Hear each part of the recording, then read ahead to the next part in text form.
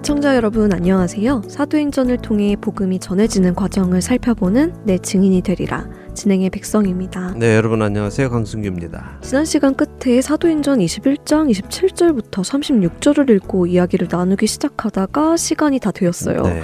예루살렘 교회 지도자들이 바울에게 유대인 그리스도인들이 가지고 있는 오해를 풀어주자며 결례를 지키도록 했는데 그게 뜻대로 잘 되지 않았고 에베소에서 온 유대인들이 바울을 보고 사람들을 선동하기 시작해서 문제가 생겼습니다. 네, 그랬죠. 예, 그들은 바울을 보자마자 바울이 유대인을 비방하며 가르치는 자이고 모세의 율법을 비방하며 가르치는 자이고 성전을 비방하며 가르치는 자라고 사람들을 선동했습니다.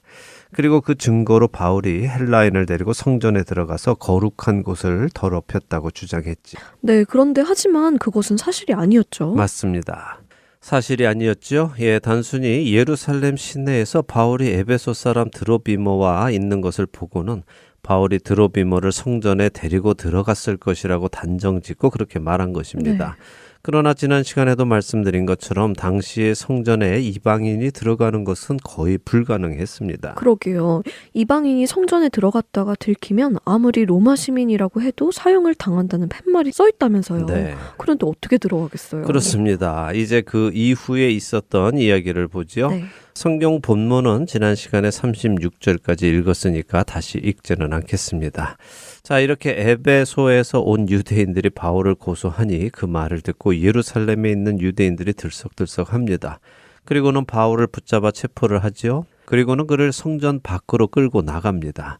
왜 성전 밖으로 나갔을까요? 그것은 바울을 즉각적으로 심판하려고 했기 때문입니다.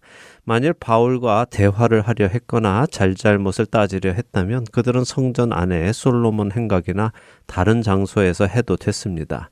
근데 그를 성전 밖으로 끌고 나갔다 하는 것은 그를 죽이려는 의도를 가진 것입니다. 성전 안에서는 사람을 죽이지 못하니까 그런 것이군요. 맞습니다. 이렇게 사람들이 그를 성전 밖으로 끌고 나가니까 성전의 문들이 닫혔다라고 하시죠. 네. 성전을 범죄자의 피로부터 보호하기 위해서 그런 행동을 한 것입니다. 그리고 그들의 그런 의도대로 그들은 바울을 죽이려 합니다. 그리고 그때 그 소문이 로마의 천부장에게 들렸죠. 천부장이 가까운 곳에 있었나 보군요. 네, 당시 로마 수비대는 성전 북서쪽에 사무실이 있었다고 합니다. 그리고 늘 성전을 그들이 감시했다고 하는데요. 천부장이 급히 백부장들과 군인들을 거느리고 소동이 일어난 곳으로 달려갑니다. 이렇게 로마 군부대가 출동을 하니 사람들의 흥분이 조금 가라앉았죠. 근데 보세요. 이 유대인들이 군인들을 보고 바울 치기를 그쳤다라고 하시죠. 그렇다면 이 유대인들이 지금까지 무엇을 하고 있었다는 것입니까? 바울을 때리고 있었다는 것인가요? 이렇게 수많은 군중들로부터 몰매를 맞고 있었다는 것이군요. 너무 힘들었겠어요. 예, 이들은 이렇게 바울을 때리고 결국에는 돌로 쳐서 죽이려고 했던 것이죠. 예전에 스데반 집사도 이렇게 죽어갔습니다. 그때 바울은 스데반이 그렇게 죽는 것이 옳다고 생각했다고 기록하고 있죠. 이제 바울이 그 스데반의 자리에 있는 것입니다. 예수님의 교회를 박해하던 자에서 이제는 예수님을 위해 박해받는 자가 되었군요. 예, 세상은 이처럼 하나님께 속한 자들, 복음을 전하는 자들을 미워하는 것입니다. 그렇기에 우리 그리스도인들은 이 세상에 미련을 갖지 말아야 하죠.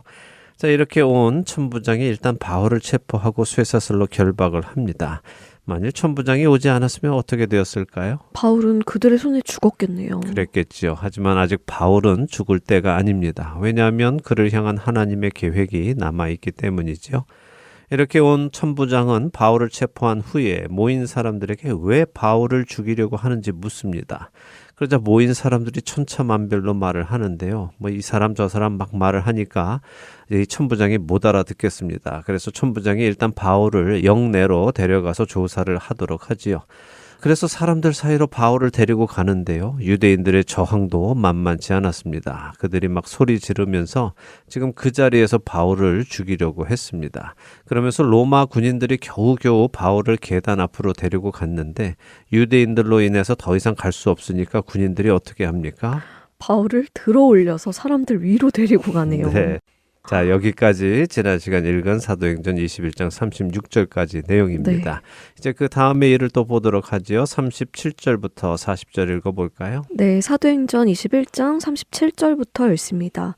바울을 데리고 영내로 들어가려 할 그때에 바울이 천부장에게 이르되 내가 당신에게 말할 수 있느냐 이르되 내가 헬라 말을 아느냐. 그러면 내가 이전에 소요를 일으켜 자객 4천 명을 거느리고 광야로 가던 애굽인이 아니냐? 바울이 이르되 나는 유대인이라 소읍이 아닌 길리기아 다소시의 시민이니 청컨대 백성에게 말하기를 허락하라 하니. 천부장이 허락하거늘 바울이 층대 위에 서서 백성에게 손짓하여 매우 조용히 한 후에 히브리 말로 말하니라.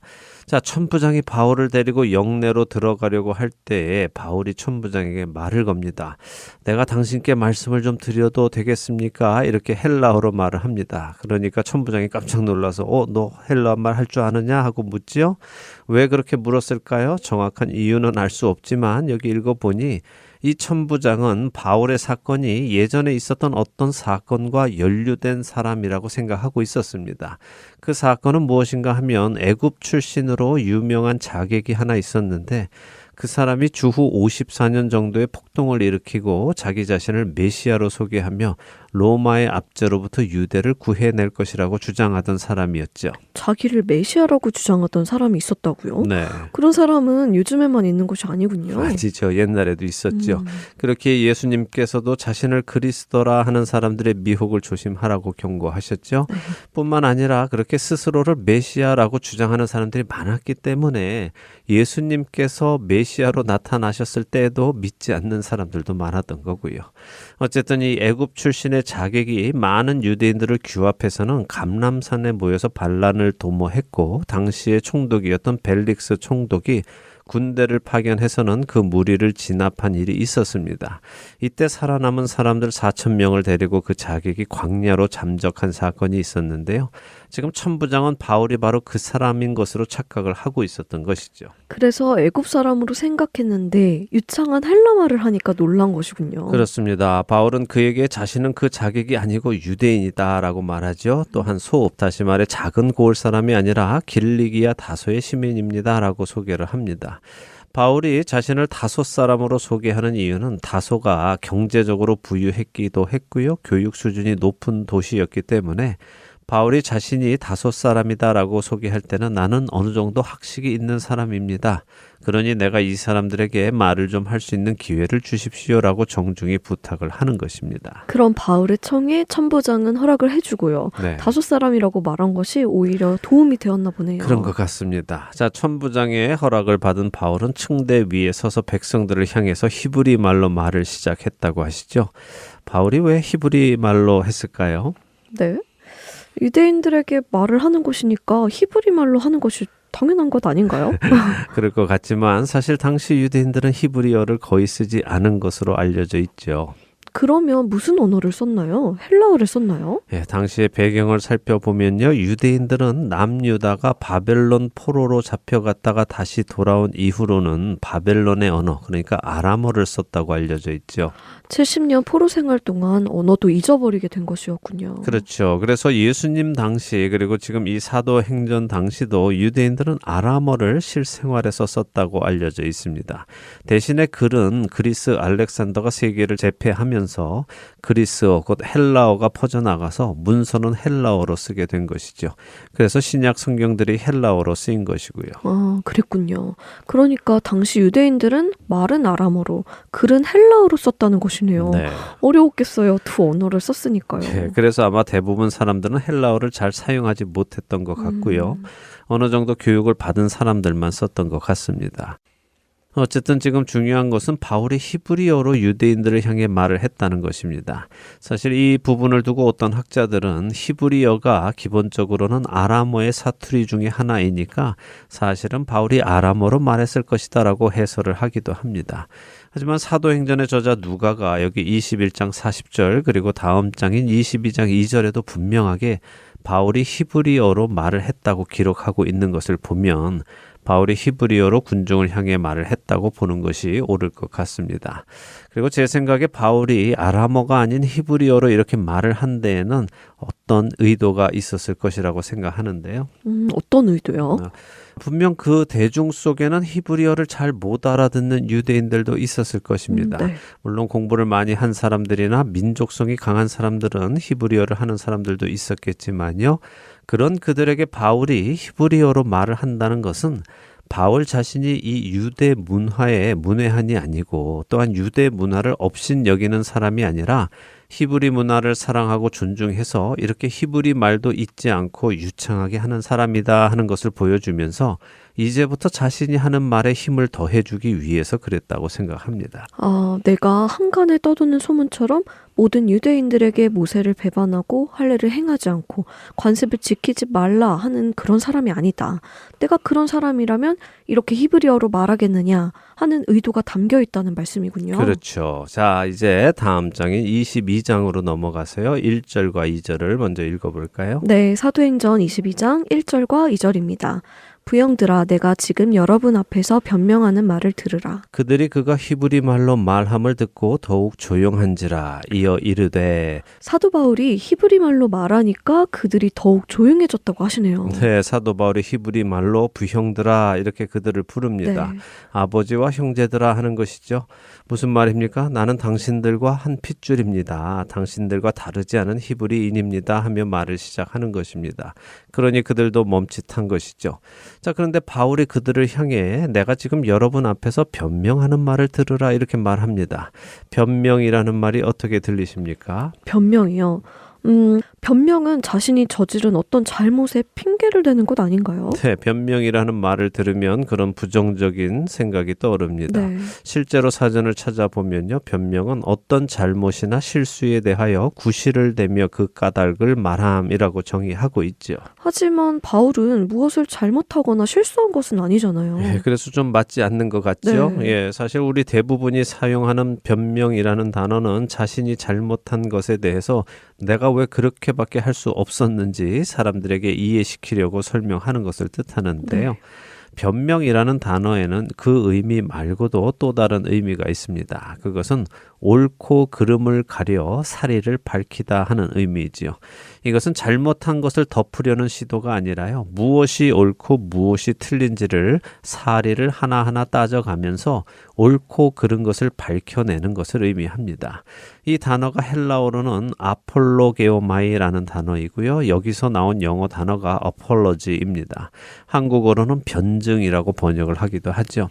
그러나 어쨌든 이 단어가 가지고 있는 그 두 번째 의미보다 영어나 한국어 모두가 첫 번째 의미로 더 많이 사용되고 있는 것은 사실입니다. 네, 변명이라는 한 단어가 두 개의 다른 의미가 있는데 하나는 잘못한 것에 대한 이유를 말하는 것이고 또 하나는 잘잘못을 가려내는 것으로 쓰이는데 여기서는 두 번째 의미로 쓰였다는 말씀이시죠? 네, 그렇습니다. 바울은 자신이 지금부터 백성들을 향해 이야기를 할 테니 무엇이 옳은지 무엇이 그른지 스스로 듣고 판단하라 하는 것이죠. 내가 왜 나사렛 예수라는 사람이 그리스도라고 믿게 되었는지 그 사실을 말해주겠다는 것입니다. 자, 계속 읽어볼까요? 사도행전 22장 3절에서 9절 읽어보죠. 네, 사도행전 22장 3절부터 읽습니다. 나는 유대인으로 길리기아 다소에서 났고 이성에서 자라 가말리엘의 문화에서 우리 조상들의 율법에 엄한 교훈을 받았고 오늘 너희 모든 사람처럼 하나님께 대하여 열심히 있는 자라. 내가 이 돌을 박해하여 사람을 죽이기까지 하고 남녀를 결박하여 옥에 넘겼노니 이에 대제사장과 모든 장로들이 내 증인이라. 또 내가 그들에게서 다메섹 형제들에게 가는 공문을 받아가지고 거기 있는 자들도 결박하여 예루살렘으로 끌어다가 형벌받게 하려고 가더니 가는 중 다메섹에 가까이 갔을 때에 오정쯤 되어 호련히 하늘로부터 큰 빛이 나를 둘러 비치매 내가 땅에 엎드려져 들으니 소리 있어 이르되 사울아 사울아 내가 왜 나를 박해하느냐 하시거늘 내가 대답하되 주님 누구시니까 하니 이르시되 나는 내가 박해하는 나사렛 예수라 하시더라. 나와 함께 있는 사람들이 빛은 보면서도 나에게 말씀하시는 이의 소리는 듣지 못하더라. 네, 자 바울은 자신이 유대인이다 하면서 시작을 하죠. 네. 이 말은 헬라어로 볼 때에 자신이 예수 그리스도를 믿는다고 해서 유대인이 아니게 된 것이 아니라 여전히 유대인이며 유대인이라는 자신의 정체성이 바뀌지 않는 것을 강조하는 현재 진행형으로 쓰인 표현입니다. 그는 자신이 유대인이지만 길리기아 다소에서 태어난 디아스포라이다. 그러나 어릴 적에 이 성 곧 예루살렘으로 보내져서 그 유명한 랍비 가말리엘의 문화에서 율법의 엄격한 교훈을 받으며 자라났다. 그러니 당신들만 하나님께 열심히 있는 것이 아니고 나 역시 하나님께 열심히 있는 자이며 당신들보다 결코 그 열심이 적은 자가 아니다라고 자신의 소개를 시작하지요. 자신이 지금부터 나누려는 간증이 근거 없는, 그리고 근본이 없는 그런 이야기가 아니라는 것이군요. 그렇죠. 바울은 지금 자신을 죽이려고 하는 백성들의 입장을 자신도 충분히 이해한다는 말로 시작을 하는 것입니다. 나도 한때 이 도, 곧 예수 그리스도의 도를 박해했을 뿐 아니라 사람을 죽이기까지 하고 남녀를 잡아다 옥에 넘겨주던 사람이었다라고 하지요. 그런데 바울이 사람을 직접 죽이기까지 했다고요? 네. 정말인가요? 바울이 그런 일을 한 것이 직접 기록되어 있지는 않지만 바울의 말에 의하면 그렇다고 볼 수 있겠죠. 그러나 그렇게 그리스도인들이 죽도록 하는 일에 관여했다는 표현일 수도 있을 것입니다. 네. 바울은 자신이 그렇게 예수 그리스도의 복음에 반대하는 자였다는 것을 지금의 대제사장과 모든 장로들도 알고 있는 사실이라고 하죠. 대제사장과 장로들은 예수님을 미워했죠. 네. 바울은 자신도 예수를 미워했다고 말하는 것이고요. 자신이 예수를 미워한 것을 대제사장과 장로들도 다 알고 있다는 것입니다. 그랬던 내가 지금은 왜 예수 그리스도를 전하게 되었는가? 설득력 있게 말을 해나가네요. 네. 처음부터 예수를 좋아한 사람이 아니라 미워했던 사람이 좋아하게 된 데에는 분명한 이유가 있을 테니까요. 그렇습니다. 바울은 자신이 예수에게 호감이 있던 사람이 아니라 악한 감정을 가지고 있던 사람임을 강조하지요. 네. 그래서 다메섹에 있는 형제들, 다시 말해 예수를 미워하는 유대인들에게 가는 공문을 받아서 다메섹에 있는 그리스도인들도 싹 잡아서 예루살렘으로 끌고 가려는 마음으로 다메섹으로 가고 있었다는 것입니다.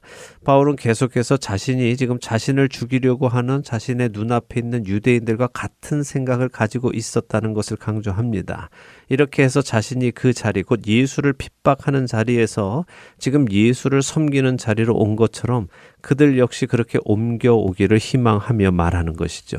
자, 그런데 그렇게 다메섹에 있는 그리스도인들을 잡으러 가려는 그날 어떤 일이 생겼습니까? 예수님께서 빛으로 나타나신 것이죠. 네, 대낮, 그러니까 정오죠. 대낮이니까 꿈이 아니라는 것입니다. 또한 정오의 강렬한 태양빛 아래에서 그 햇빛보다 더 밝고 큰 빛이 호련히 자신을 둘러쌌다고 설명하지요. 네. 바울은 예수님을 만나러 간 것이 아니라 예수님을 따르는 자들을 잡으러 가고 있는데 예수님이 바울을 만나러 오신 것입니다.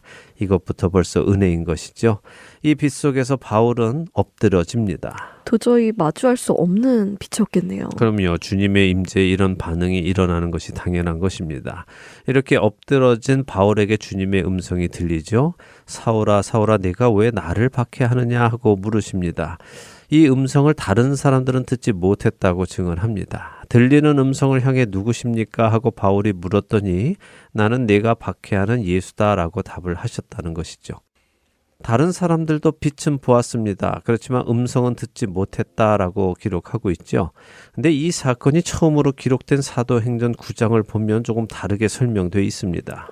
그런가요? 어떻게 설명되어 있죠? 네, 사도행전 9장 7절을 한번 읽어보시죠. 9장 7절이요? 네. 네. 같이 가던 사람들은 소리만 듣고 아무도 보지 못하여 말을 못하고 서 있더라. 네. 그렇네요. 여기는 소리만 듣고 아무도 보지 못했다고 하시네요. 그런데 22장은 빛은 보면서도 소리는 듣지 못했다고 하시고요. 서로 반대인데요. 이게 어떻게 된 것이죠? 그러게 어떻게 된 것일까요? 예, 오늘은 시간이 다 되었으니 다음 주에 설명을 드리도록 하겠습니다. 아쉽네요. 알겠습니다. 다음 주에 설명을 꼭 듣고 싶습니다. 내 증인이 되리라. 오늘 순서는 여기에서 마쳐야 하겠네요. 저희는 다음 주에 다시 찾아뵙겠습니다. 안녕히 계세요. 안녕히 계십시오.